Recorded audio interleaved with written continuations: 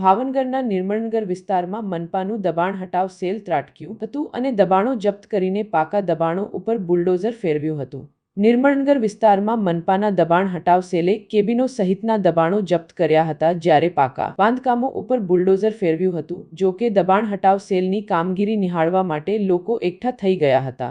રસ્તા પરના દબાણો તોડીને દૂર કરવામાં આવ્યા હતા, જ્યારે અન્ય કેબિનો સહિતના દબાણો જપ્ત કર્યા હતા।